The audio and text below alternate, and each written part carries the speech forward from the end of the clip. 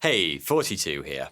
It's no coincidence that in the movies, the wiliest spies, bravest soldiers, and greatest military tacticians always end up fighting for the goodies.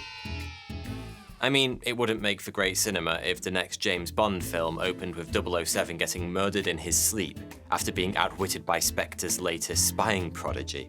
But of course, in reality, war doesn't really work that way. And no matter who ultimately comes out on top, both sides will have their heroes. The subject of today's video did some pretty remarkable things during the Second World War. He saved one of Europe's most important people from incarceration by infiltrating enemy territory in a glider, saved 1 million fellow soldiers from becoming trapped behind enemy lines by kidnapping the son of a prominent European leader, and, after being captured at the end of the war, he escaped from prison by disguising himself in an enemy uniform. On the face of it, this man probably sounds like your textbook war hero material. And he very much was. If you happen to be a member of the Nazi Party. The person I'm going to talk about in this video was not a good man by any means. He was a Nazi through and through, and a personal favourite of Adolf Hitler. But his story is an interesting one all the same, full of espionage, intrigue, and the unlikeliest collaborations since Elton John and Queens of the Stone Age. Yeah, that happened. This is the story of Otto Skorzeny, Hitler's answer to James Bond, and a man so notorious the Allies came to refer to him as the most dangerous man in Europe. Otto was born in Vienna, Austria, in the summer of 1908. He was a bright lad, and after doing well in school, he went on to study engineering at university. He graduated in 1931, but an engineering degree wasn't the only thing he got out of his time at uni.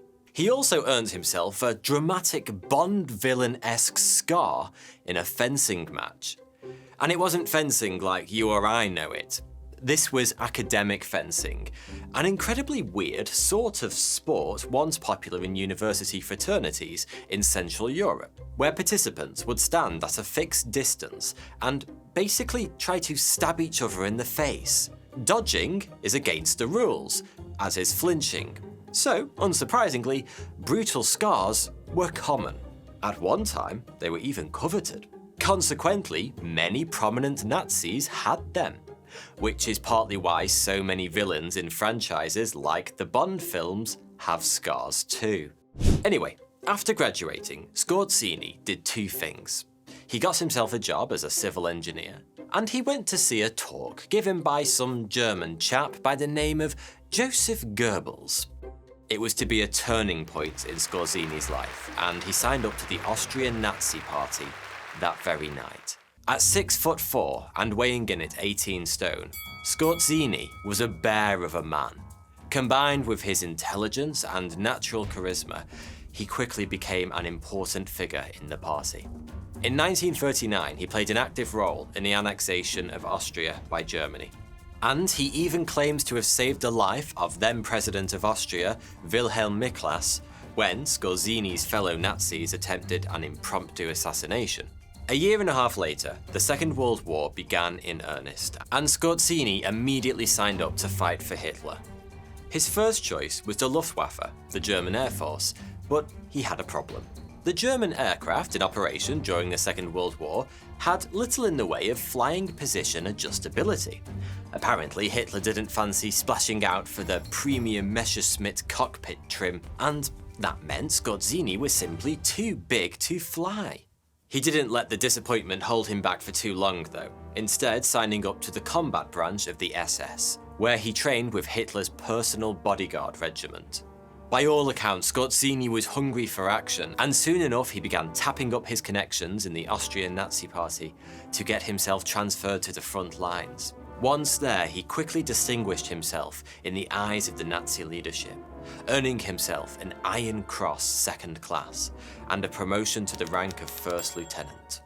Now, before I move on to Skorzeny's more dramatic accomplishment, it's worth mentioning that had history gone just slightly differently, Skorzeny might have ended up being responsible for the deaths of a staggering 4 million people. During the Battle of Moscow, he was put in charge of a unit tasked with capturing several strategic targets in the city. That included things like the Central Telegraph Office and Soviet secret police headquarters, but also the sluice gates of the Moscow-Volga Canal. That last one may sound like a fairly random addition to the list, but the canal was crucial to Hitler's mind-bogglingly evil master plan for Moscow. You see, had the Nazis been successful in capturing the city, Hitler had asked Skorzeny to open those sluice gates, flooding Moscow and turning it into an artificial lake, drowning the roughly 4 million people inside in the process. Towards the end of the battle for Moscow, Skorzeny was hit in the back of the head by a stray piece of shrapnel. The wound wasn't life-threatening, but it was serious enough that he had to be evacuated from the front line for treatment. For a man of action like Skorzeny, it was infuriating, but having a bit of distance from the chaos of war gave him the time and space to think. You see, he had a particular interest in Commando Warfare, behind enemy lines type stuff. And as he worked on his recovery, it became increasingly clear that he had a genuine flair for it. His ideas were so impressive that when he'd recovered from his wound, he was asked to lead a newly formed unit of elite commandos. For the remainder of the war, Skorzeny led these men on a series of outrageous covert missions, the most famous of which was Operation Oak, also known as the Gran Sasso Raid. The aim of the mission was simple: to find and free Benito Mussolini, who had just been arrested after the Allied invasion of Sicily, which precipitated the fall of the fascist regime in Italy. The operation had been initiated by order of the Peaky force of habit.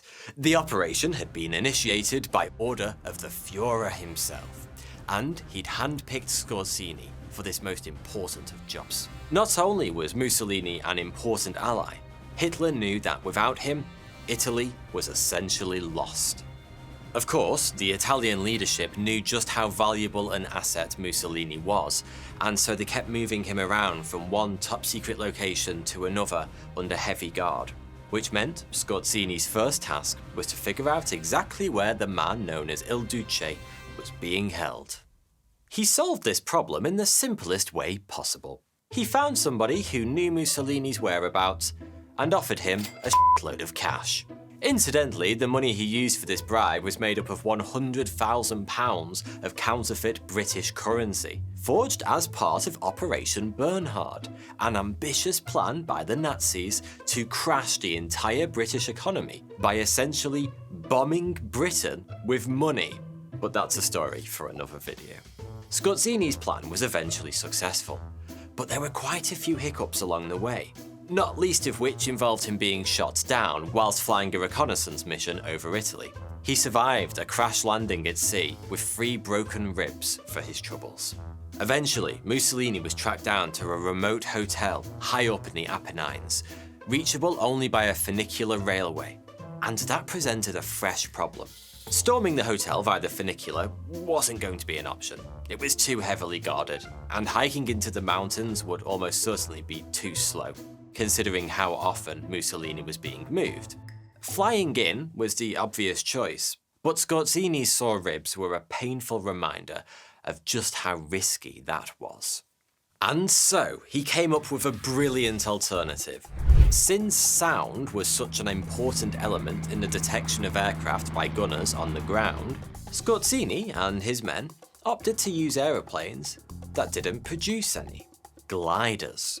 10 of them flew the mission, soaring up into the skies high above the Apennines, on thermals, before bearing down on the hotel holding Mussolini on silent wings. The element of surprise proved so powerful that the 200 Italian soldiers guarding Mussolini surrendered to Skorzeny and his men without a single shot being fired, despite the fact the German force was the smaller of the two.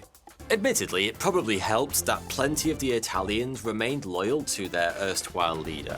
Plenty of them can be seen smiling for the cameras in the photos taken that day. But Skorzeny didn't care. He pulled off an important and dramatic win for the Nazi leadership. 2 days later, Mussolini was fist-bumping his old pal Hitler at the Führer's famous bunker headquarters, the Wolf's Lair, while Scorzini was enjoying widespread acclaim, a promotion to Major, and another shiny new medal, the Knight's Cross. The mission drew so much praise that even Winston Churchill expressed his admiration for what was undeniably an incredibly daring raid. It was also around this time that Scorzini earned his now famous nickname, the most dangerous man in Europe. Now, I'm going to go out on a limb here and say that, in hindsight, that moniker might have just been a smidge over the top. I'm not trying to say that Scorzini wasn't a dangerous guy, he clearly was, but he worked for Adolf Bloody Hitler, quite possibly the most dangerous hairless ape Homo sapiens have ever been unfortunate enough to produce. To be fair, I should point out that some historians believe it was probably Joseph Goebbels who came up with the whole most dangerous man in Europe thing, in an attempt to cash in on the propaganda opportunity provided by the raid. Wherever it came from, the Allies certainly seem to have taken the nickname seriously. Later in the war, when rumours began to spread that Scorzini had been ordered to find and kill Dwight D. Eisenhower just before Christmas in 1944, the Supreme Commander of the Allied Expeditionary Force was forced to spend the festive period under armed guard for fear that the big German with the deadly reputation was out there, somewhere in the darkness, closing in on him. The Gran Sasso raid wasn't the only stunning military operation of Scorzini's remarkable war. He also led Operation Long Jump, the Nazis' ultimately aborted triple whammy assassination attempt to bump off Stalin, Churchill, and Roosevelt during the 1943 Tehran Conference. And he successfully coerced the Regent of Hungary to resign by driving into Budapest and kidnapping his son as part of Operation Panzerfaust. The Regent resignation halted Axis power Hungary's negotiations to surrender to the Soviets, which would have instantly cut off some 1 million Axis soldiers behind enemy lines. Plenty of other covert operations came and went during the course of the war, some successful, some not. But by 1944, the wheels had well and truly fallen off the stuttering German war machine. Scorzini's final significant action during the war was in the Ardennes offensive, better known today as the Battle of the Bulge, during which he led a small unit of bilingual German commandos wearing stolen American uniforms into enemy territory. Their mission was simple: to cause utter chaos behind enemy lines by giving out false orders and disrupting communications. It worked too, as rumours began to spread that a rogue enemy force was somewhere in the vicinity, disguised in friendly uniforms. The Allies grew increasingly nervous of any units that they didn't recognise, leading to multiple friendly fire incidents and at least 2 fatalities. Less than 5 months later, on the 30th of April, Hitler took his own life, and 10 days after that, Scorzini handed himself in to the American troops. With most of the videos I've made on significant figures from world wars, the end of the war pretty much marks the end of the video. But Scorzini's a bit different, because, in many ways, his crazy story is only just getting started. Like many of his fellow Nazis, he was tried at Dachau on charges of war crimes, specifically for impersonating enemy soldiers during the Battle of the Bulge, an act that contravenes the international rules of war. Scorzini was eventually acquitted of any wrongdoing, and, oddly enough, the key evidence that got him off was provided in testimony from famous British secret agent, Wing Commander Forrest Frederick Edward Yo Thomas, better known as the White Rabbit. Yo Thomas testified that Allied Special Forces had themselves used Nazi uniforms as disguises in similar covert operations. And since there was no evidence Scorzini and his men had worn the American uniforms during battle, which was actually the illegal bit, he was ultimately set free. Incidentally, there's another 007 connection here. Yo Thomas is considered by many to have been Ian Fleming's main inspiration for the character of James Bond. Scorzini wasn't off the hook yet, though. Several European countries filed their own grievances against him for his actions during the war, and he remained in custody until those offences could be heard in court. But of course, that day never came, because Scorzini had no intention of spending the rest of his life rotting away in jail, and in the summer of 1948, he escaped from his cell. Or more accurately, he was busted out. In a strange parallel of his actions during the Battle of the Bulge, 3 unidentified men turned up at the camp where Scorzini was being held, claiming they were under orders to take him to a legal hearing. The men appeared to be American soldiers, and so Scorzini's captors handed him over without question. Little did they know, they'd just given Europe's most dangerous man to 3 of his former SS comrades, dressed in commandeered US Army uniforms. Intriguingly, Scorzini later claimed that the Americans had actually been in on his escape plot all along, and had willingly supplied his SS buddies with official US uniforms to help the whole thing go off without a hitch. It sounds ridiculous, I know, but Scorzini's whole life was fairly ridiculous. And it isn't beyond the realms of possibility that there's at least a kernel of truth in this one. For starters, we do know that Scorzini was in contact with American intelligence agencies after the war. After escaping from prison, he worked with another ex-Nazi called Reinhard Gehlen, who spent his post-war years in charge of the CIA-affiliated Gehlen organization. It's also interesting that whilst he did move around a fair bit after escaping prison, including spending some time in Germany, France, Austria, and eventually settling in General Franco's Spain, Scorzini wasn't exactly hounded to the end of the earth like the fugitive he was supposed to be. In fact, within a few years, his life went pretty much back to normal. He was even declared officially denazified in 1952 by a West German denazification court, despite never actually appearing in front of them. That essentially allowed him to do as he pleased, and so he opened up an import-export business in Madrid, a business that made Scorzini a wealthy man. Whilst most of his dealings seem to have been legitimate, there was one particular export product that most certainly did not appear on the balance sheet: Nazis. You've probably heard that a lot of Nazis escaped justice in Europe by fleeing to South America after the war, and it seems that Scorzini played an important role in helping many of them to get there.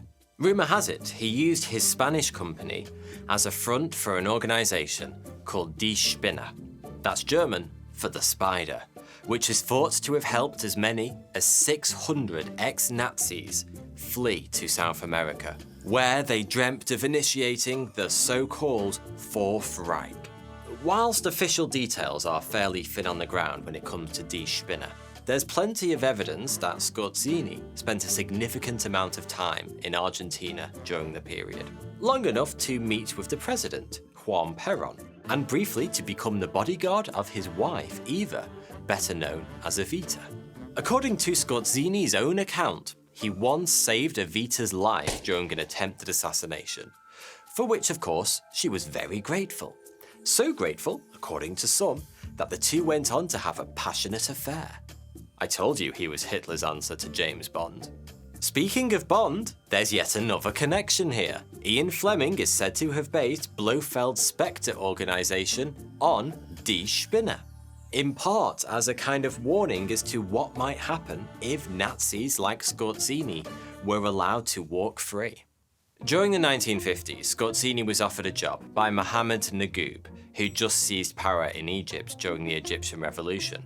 Perhaps keen to get out of Europe, considering the whole Holocaust thing he'd just been helping out with, Scorzini accepted, going on to act as a military advisor while helping to train the Egyptian army in guerrilla warfare and commando tactics, including, incidentally, a young recruit by the name of Yasser Arafat.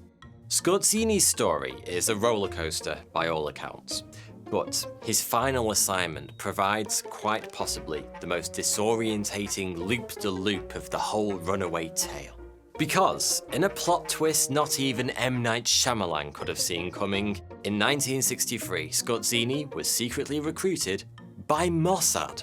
Now, in case you aren't familiar with the organisation, Mossad is the name of the Israeli Secret Service. Or, to put that another way, Skorzeny, a prominent Nazi who played an active role in the Holocaust, went and got himself a job with the Secret Service of the country with the largest Jewish population on Earth. Not exactly an ideal foundation for a business partnership, I'm sure you'll agree. To make things even more confusing, Mossad essentially recruited Skorzeny, who was still very much an active Nazi, no matter what the denazification courts might have decided, to become a Nazi hunter. On the face of it, it was a genuinely baffling turn of events. But there were deeper motivations at play here. Rumour has it Mossad had initially considered having Skorzeny murdered, for obvious reasons, but that they eventually came to the conclusion he was more valuable working with them than buried somewhere in an unmarked grave. You see, back in the 60s, Egypt recruited a large number of German scientists who'd previously developed the world's first long-range guided ballistic missile, the V-2 rocket, for Hitler during the Second World War. Understanding that it was only a matter of time before these rockets would be pointed towards Israel, Mossad initiated Operation Damocles to disrupt their development as much as possible. And that's where Skorzeny came in. As a senior member of the Nazi Party, who had strong ties to the Egyptian military, he was not only able to provide plenty of information on Egypt's rocket program, he also personally knew many of the scientists who'd been recruited to staff it. As for why Skorzeny agreed to betray his former colleagues to help out Israel, well, it turns out that not everyone had forgiven him for his actions during the war. And one of those people was Jewish Austrian Holocaust survivor turned famous Nazi hunter, Simon Wiesenthal. It was common knowledge that Wiesenthal had a list of ex-Nazis he planned to bring to justice, and Skorzeny happened to know that his name was on it. And so, he agreed to work with Mossad on one condition: that they make his name disappear from Wiesenthal's list. During his time working for the Israelis, it's alleged that Skorzeny was a key part of a terror campaign against the Nazi scientists working on Egypt's rocket program, which included abductions, threats against the scientists' families, and the posting of letter bombs that led to at least 5 deaths. It's also alleged that Skorzeny carried out a hit on senior scientist Heinz Krug, executing him in the woods outside of Munich before having his body dissolved in acid to hide the evidence. Despite the work he did for Mossad, Skorzeny never quite denounced his Nazi past. Quite the opposite, in fact. Along with Die SPINNE, he set up at least 2 other neo-Nazi organizations, the Paladin Group and Sedade, and remained true to his ideology of his beloved Führer until his death from lung cancer in Madrid in 1975. The funeral was attended by many of Skorzeny's former SS comrades, who showed their true colours by giving the Nazi salute and singing several of Hitler's favourite songs. Yeah, so much for denazification, hey? It's hard to miss the brutal injustice in this story, despite the many terrible things Skorzeny did in his life, not to mention the countless terrible things he supported others doing. He died a wealthy man in possession of luxurious properties across Europe. He married twice, drove expensive cars, and rubbed shoulders with some of the most important people in the world. In the end, Otto Skorzeny is a shining example of an uncomfortable and yet undeniable truth. That no matter how terrible a person you may be, if you have friends in high places who consider you to be valuable, you can quite literally get away with murder. Thanks for watching.